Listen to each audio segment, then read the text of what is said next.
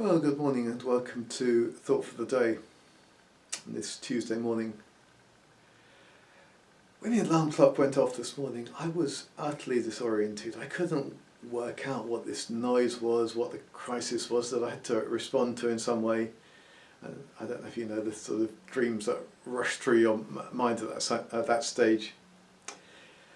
In fact, I have a bit of a love-hate relationship with alarm clocks in general. I mean, Helen has the alarm set quite early because she finds it best to get herself out of bed and do that process of surfacing while she's up, while she makes a cup of tea and does various other things.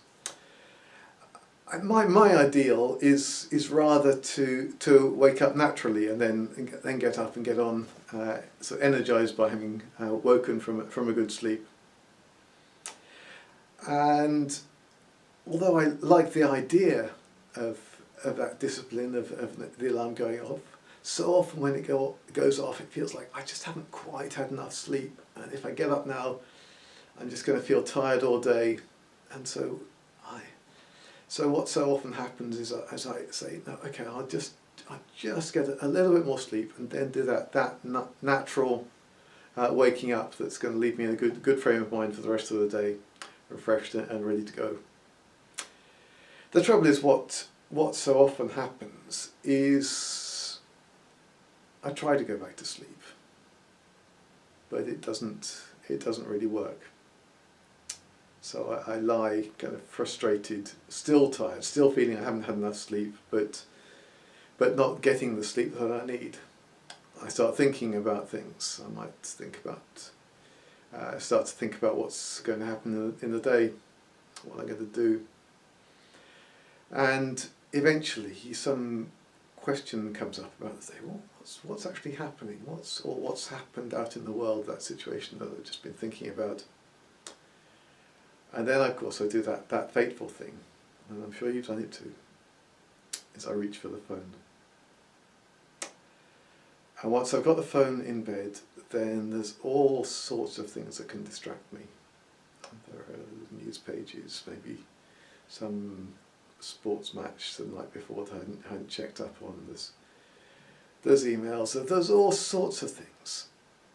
And the result then is that eventually I get up and I've got the worst of both worlds.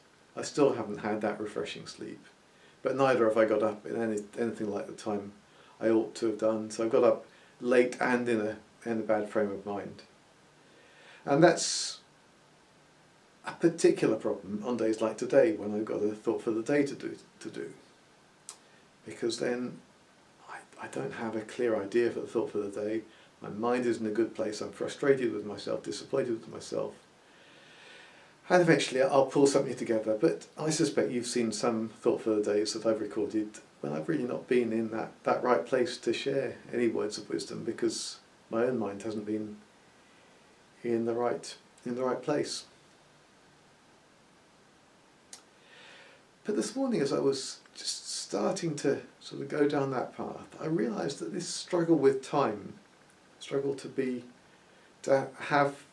disciplined in time, but to do it on my own terms, was a bit like I struggle with God, the struggle we all have with God. That we long for a relationship with God, but we long for a relationship with God that comes on our own terms, in our own way, with us in charge. We want the freedom to do both. We want the freedom to have a relationship with God, but we want also the freedom to do that our way, on our terms. But when we grasp for that, we lose both. We lose both the freedom that we were longing for and the relationship. But when we can remember that God is God and we can let God be God, we stop trying to have that relationship with God on our own terms. We discover true freedom. That's the freedom that the psalmist, I think, gets a glimpse of.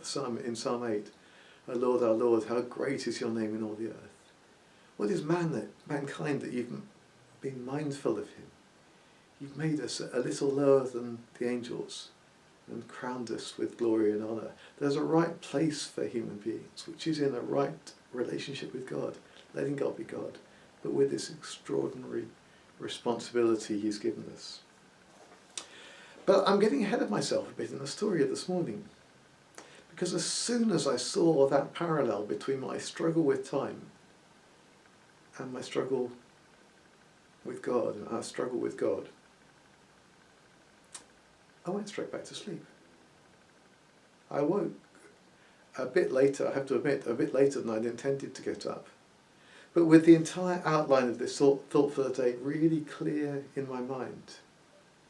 So rather than having that struggle of having to go to sleep or not getting to sleep, getting frustrated, just drawing some thought out that I could record, instead God had blessed me both with sleep that I wanted, and an outline for today. And isn't that a picture of how God longs to pour out his abundant love into our life, pour out his abundant grace? And all he needs is for us to stop battling, to let him be God, and let him pour in what he loves to pour. So may you experience some of that through this Tuesday. God bless.